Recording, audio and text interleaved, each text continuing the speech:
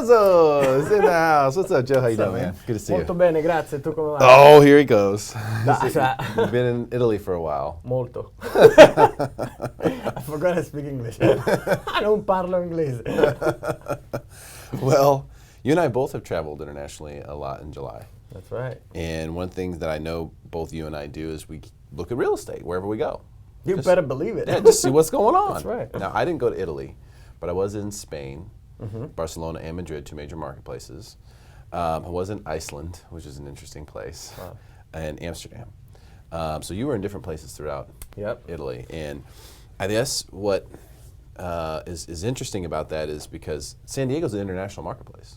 Yeah, it is. So you kind of have to see some of the other things to really get a gauge on where value is being established. So just what was your experience in Italy, and what can you tell us? You know that I started my career in Italy. Obviously, I was doing real estate in Rome.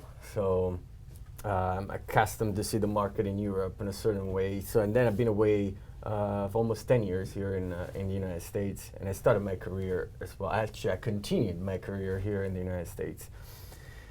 This year, I took a little longer vacation in Europe for two reasons. One is because one of my intentions was to really study the market in Europe, and the second one because I needed a break. So I went there, and I was, to be honest with you, really surprised. Rome is such a huge marketplace. Yeah.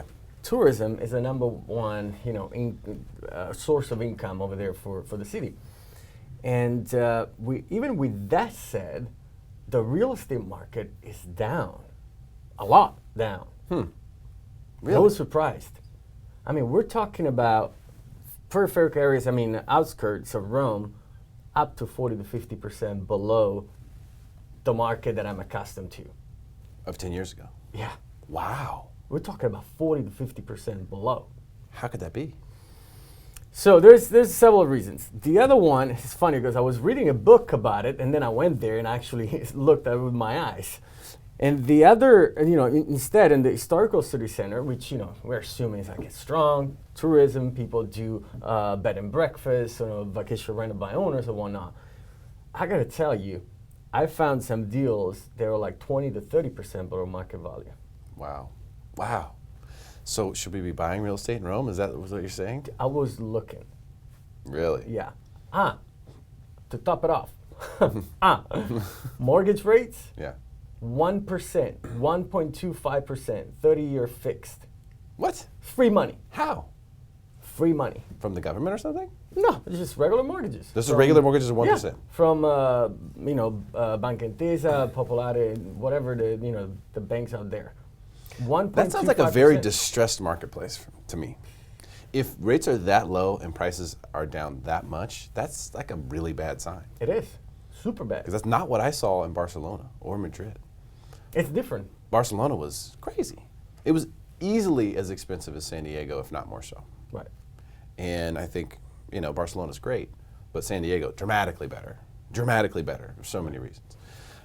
So that sort of, reminded me of the value here. Now, when you say down 50%, were prices just astronomically high back then at that time? Yeah, look, 50%, this is outskirts. If we're talking about the city center, historical city center of Rome, we're talking about 20, 30% below where it used to be 10 years ago, okay? Astronomically high, no, really. So I like to see always the dollar sign, the investment for each property. Obviously, I don't live in Italy anymore, in Rome anymore. So if you're looking at an investment property, such as a one-bedroom unit in Rome, okay? Let's say Trastevere, or down by Piazza. Piazza Navona is quite expensive compared to Trastevere, but Trastevere, 40 square meters.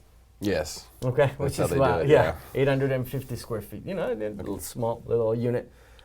We're talking about 300,000, 250,000. Sunday needs a little bit of work. You can rent thing like that for 100, 120 bucks a night, easily. Okay. All day, every day. So do the math. Yeah. You got a mortgage at 1.25%, 30-year fixed. You're required to put 25 to 30% down. As a foreigner, you can actually qualify to get a mortgage. Really? Yeah, they recognize your income here. So, I'm telling you, it's That's a great marketplace to invest right now. As a matter of fact, next year, I am starting a joint venture with a fellow of mine, and we're starting bringing our marketing material over there, and some training and so forth. Hopefully, we're going to open up something in Rome soon. Really? Yeah, A Dream Homes team in Rome. that's right. Would it be called the Dream Rome's team? No, it's still the Dream Rome team. I like that. So, what I saw was that, in really everywhere that I was at, including this past weekend up in the Bay Area, where, Los Gatos, I guess is how you say it, whatever, Gatos, yeah. Los Gatos, which is about an hour south of San Francisco. The prices were so absurd. 2-bedroom, 1-bathroom house, 1,000 square feet, 1.4 million. Yeah, we were just talking about. Is this like $1,400 a square foot? I'm what? It's not by the beach. It's not. Right. So to get a perspective on the value of San Diego real estate, and that's really all I'm trying to do in looking at these other marketplaces, is determine what is the value of San Diego real estate, because people see, a lot of Chinese money coming in, a lot of international money. Frankly, It's not just China anymore. A lot of international money coming in, and people are buying cash and paying these crazy prices, and people are like, "Why do they pay this? Why are they doing that? This is so unfair." But look at what they're looking at. They're looking in New York. They're looking in Silicon Valley. They're looking at the Bay Area. Yeah, exactly. Absolutely. They're looking at all those places and they're going, well, that's a steal down in San Diego. So that's kind of what I saw. I guess you saw some opportunities in Rome. Was there anything else that you saw real estate-wise over Italy? Well, I was in Greece as well. Oh, Greece, a little bit of time in Greece. It's funny because they talk about Greece being such a huge crisis. People can't survive anymore. That's BS. Yeah. We went to Mykonos. I call it Mykonos, which is probably, Mykonos is one of the most beautiful, most expensive islands in Europe. And to be frank with you, it was probably the most expensive place I have ever been in my life. Yeah, in a country that's considered a third world country right now, which is Greece. You know that they were like having hurdles. So it's interesting how the economy works. People that have money, when there's a downtime, they make more money. So That's right. I was there in Mykonos, and I really saw the biggest yachts. People wearing a Daytona chocolate 24 carats in the water, which is a $25,000 watch in the water. Just like that, like, me and you, we have a $10 watch. Is it a pool? I'm serious, but every single person had a Patek Philippe or a Rolex Gold, or I have passion for watches, so I noticed that.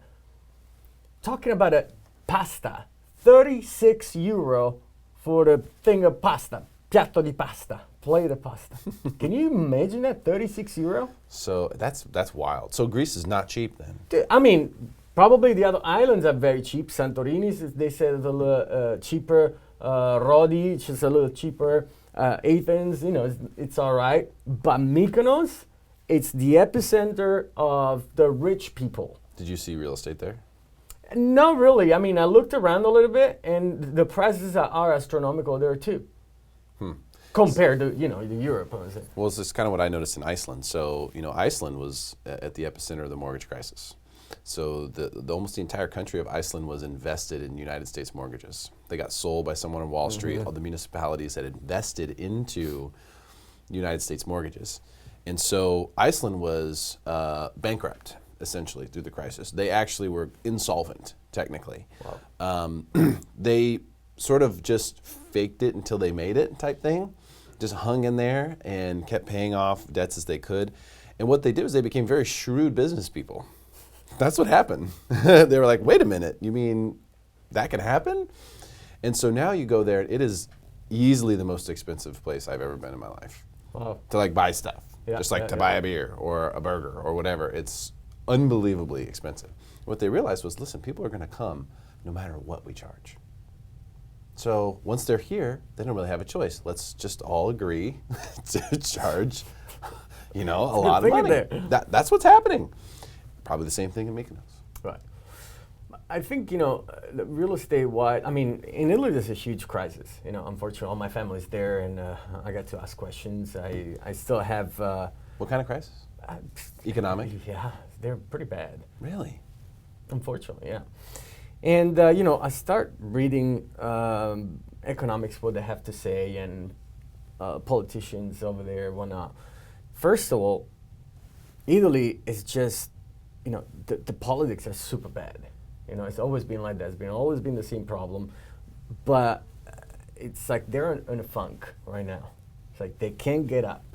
But we were able to get up, to move shake things around. People got back to work, and we are where we are, which is, I think, a great economic scenario that we're living right now. The real estate market is amazing. People are making money. It's awesome.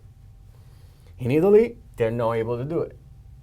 It's just the mentality. People are afraid to gamble. In the United States, people have a different mentality. They give you opportunities. It's a younger generation, the millennials, that we are riding this wave, that we're pushing it, that we're investing, that we're buying real estate, we are spending money. You know what I mean? We do that. If you have the older generation just keep everything on a quiet because they're afraid. Obviously, there is no money going around. And that's exactly what's happening in Italy. The real estate is done for that reason. No one wants to take any chances. No one is taking chances. The younger generation, millennials, still live with mom and dad up to 35, 40 years old because it's a comfortable living. They're not taking a gamble to start their career. They're not taking a gamble to start their lives and start a family. It's a problem. I agree. It's a huge problem. So I just want to say what's up to Herbert Ayala, who said, Joe, great info, thanks. If you want to drop us a comment, we will, of course, we're live right now. So if you want to drop a comment, say what's up, go ahead and do that. We can see you chiming in. We appreciate you watching. So that's really interesting because almost everyone who is a great investor, who has made a lot of money investing, says to be greedy when others are fearful. Yeah. So when you see that fear amongst others, that's when you should come in and accumulate market share. So it would seem to me, based on what you said, and obviously more research needs to be done, but buying real estate in Rome might be a good idea. It would be an amazing thing to do. I had a meeting yesterday with an investor that I know that he's a gambler and likes to, and we're talking about that. Well, part of it I think too is just overall, we call it consumer confidence, right? In the United States, you have some fallback plans. So, for example, when I started my first business, I started on a credit card. I got a cash advance on a credit card and did all that stuff. And if it hadn't worked out, I could have just filed bankruptcy or something and started over. So there's always that, You don't have that in Europe. Yeah, I don't think you have that. No, there. It's very hard to get a credit card. It's very hard to get financed. So, for instance, even if you want a mortgage and you're there, you not only need a job like here and consistent income, you actually need to have assets.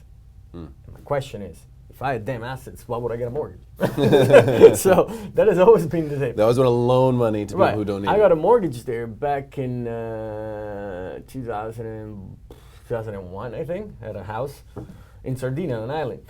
And I had a steady job, a paycheck and everything. I needed my 3 sisters to co-sign with me. And my dad to have a €50,000 in the bank. I'm like, anything else? My blood? Yeah, draws on my blood. That's crazy. It's interesting. So financing, that's always going to hold things up. Yeah. Credit card, not easy financing, not easy loans. It's an issue, That's trouble. If you're in an economy where money is hard for people to borrow, then it's hard to sort of keep that money flowing around. Not that the banks need to make any more money from interest, but just from when someone borrows money, they go and they spend it somewhere. And then that place spends it somewhere, and they spend it somewhere. And it's just sort of a trickle-down effect that doesn't happen if the money isn't being lent in the first place. And it's a culture to think about this. I mean, having a mortgage rate of 1.25%, that's unheard of. Yeah, I mean, I don't know what would happen to this market if that. They're doing that so they can facilitate people to get some money. You guys buy real estate, do something. If there is so much inventory sitting out there and it's not moving, it's a problem. Yeah, what are you going to do? Exactly. So banks have been creative. It's like, okay, I give 1.25%. They're trying to be a little more lenient, and people are not buying. There is no. Think about this. All the, the big brands, Prada, Valentino, things like this and that. Now they're doing the manufacturers somewhere else in Turkey. They're doing a lot of clothes are being made in Turkey. They're not made in Italy anymore. The stylist is in Italy. But the manufacturer is not there anymore. Really? Dude, it's a huge problem. I'm telling you. It's so sad because you go there and you see the. I'm looking at it with a different perspective. Obviously, I'm more American than Italian now. I'm actually an American citizen. You know that? You got the flag right That's there, right. baby. So I go there with a different perspective, and I wish I could do something about it or change really the the mentality that they have. This mentality of staying put, to not take risks, be there and wait. Wait for what? I don't know. That's the thing that I never understood about that. You have to be a mover and a shaker. You know what I mean? I go there, I have 4 sisters, and when I go there, it's like we're having a business meeting. I'm like, you guys gotta do this. You gotta do that. It's like, you are nuts. You're a nutcase. But then they get excited. It's like, okay, we're gonna come check it out. I'm like, no, but you can do it there. Do this. Rent this place, buy this place, do this. And they're like, what? It's a mentality, man. I'm telling you. Here in America, we have... Well, it's fear. It's fear, yes. That's what it is. That's the core. It's your most basic emotion of a human. But without fear, you're not going to be able to achieve anything. Don't you think I'm afraid of what I'm doing? I'm building a super duper team with great professionals. We're growing so fast. I have a bunch of hires. Of course I have fear. We all have fear. Yeah, it's the most basic emotion. And fear needs to be here at all times. If you don't have that, you're never going to grow. If you don't have fear, then you'd live a very interesting life, wouldn't you? What would you if you literally had no fear at all? I don't think... That'd be a crazy thing. I don't think you just said whatever you wanted. You just did. I don't think you'll be... I don't know. It's weird. I think it's something that you need to have in your life. Fear. You have to learn how to overcome fear. You have to learn how to embrace it. Yeah, I think it either motivates people or paralyzes them. Yes. One of the two. Exactly. Fear will either make you do things that you otherwise would not have been motivated to do. You say, because I'm afraid of this or I have fear about that, I'm going to do this, even though I don't want to. I'm going to go do it. Or it'll cause you to just go, right. And that's what we might be seeing in the Italian real estate market right now. Well, which is creating a great opportunity. Dude, it's crazy to me. I'm like, most of the most successful people, they were right there at the bottom, right? I've been reading my 3rd book from Grant Cardone. You know who he is? Yeah. Grant Cardone was a drug addict. He used to do so much blow cocaine like crazy. I didn't know that. In his last book, he's actually talking about it. I'm like, what? So he's finally made enough money to just go ahead and tell it all. Yeah, it's like, he shifted focus from... He's like, I don't care about y'all anymore. I was like, I'll tell you what's up now. This is who I am right now, and I come from there, and that's what, you know what I mean? And there was his fear going back to that situation. Yeah. That's why he's so successful. He talks about being obsessed. As being obsessed of, achieve what you want, have that drive. Every morning, you wake up, it's like, oh, it's another amazing day. Let's do this. You know what I mean? And I think that's what populations miss. They don't have that drive. 100%. You know what I mean? Yeah. No, I think it moves you one way or the other. And fear is the most basic emotion that we have, so it's definitely present. There's no way around it. It's just a matter of what it does to you. Do you have fear? Of course. Yeah? What's your biggest fear? It's hilarious you say that because I think about it in the form of regrets. Okay. Instead of fear. Will I have any regrets? And that's sort of what my fear is to have regrets. That's my greatest fear. But I have such a bad memory that sometimes I think that I'm regretting something that I've actually already done. I'm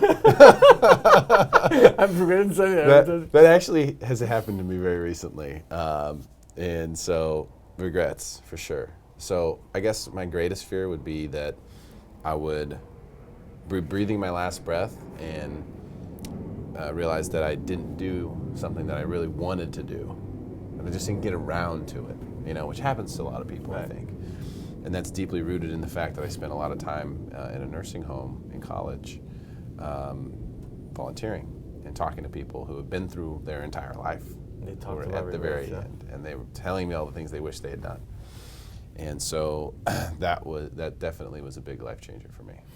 That's funny you said that because it's funny. It's not funny, but one of the greatest, I think, was Jim Rohn. You know who Jim Rohn is? Jim Rohn, And he talks about this. It's like, imagine yourself being laying in bed by the end of your life, and you just elevate yourself. Your soul elevates and look at yourself. It's like, what are you regretting? Did you regret, that you haven't done some things? It's like, so that's why you should live your life to the fullest. That's why you should push every single day, And that's beautiful. I think that's why you're so successful. Yeah. Because you don't want regrets. Yeah, I don't want regrets, and it's not just for myself, but for the impact that I can have on the planet. Right. Can I have an impact? Those are all things that I think about on a regular basis. It's funny because it's true. It's like you get from, okay, I want to be successful in something, and then you get there. It's like, no, I am successful. So now I want to be mentor to somebody or want to make a difference. You know what I mean? And then you get to another level, and then you get there. It's like, okay, now I want to do something else that has even a bigger impact too. Then you write a book and start telling people about all the blow you used to do. That's it. That's what Grant Cardone did. It's so funny. It's like, I'm looking at the segment. You and I, when we start talking, it's like, whatever. We don't need that. We're talking about some really the real stuff. That's the real stuff. I know. That's the real stuff. Speaking of real stuff, Dream Homes team. You're talking about all the hiring and stuff that you have going on. Yeah. I know you were away for a few weeks in Europe, but I know you didn't stop working while you were gone. So what's up next? What do you guys have going on right now? So, I was blessed and to be part of the #1 team in San Diego, which is the brokerage really of Whistle Realty, and I learned so much in the past few years.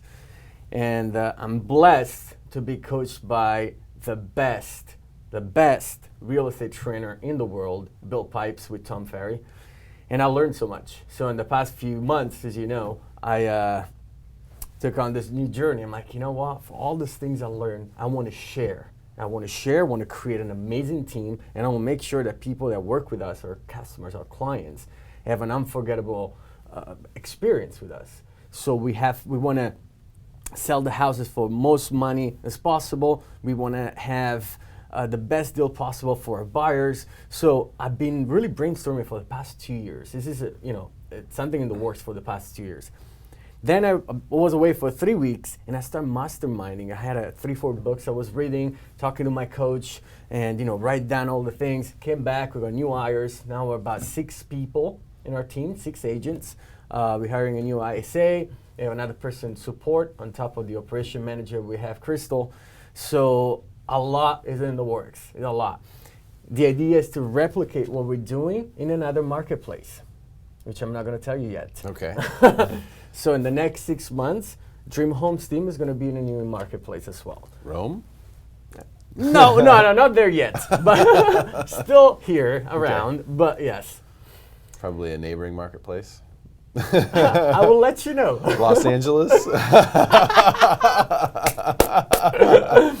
Am I close? Kind of. Yeah. Okay. Well, that sounds awesome, man. Yeah. And I will speak to personal experience. Each time you have been on Win This Listing, and you have won the show. So, spoiler alert: Joe has won Win This Listing.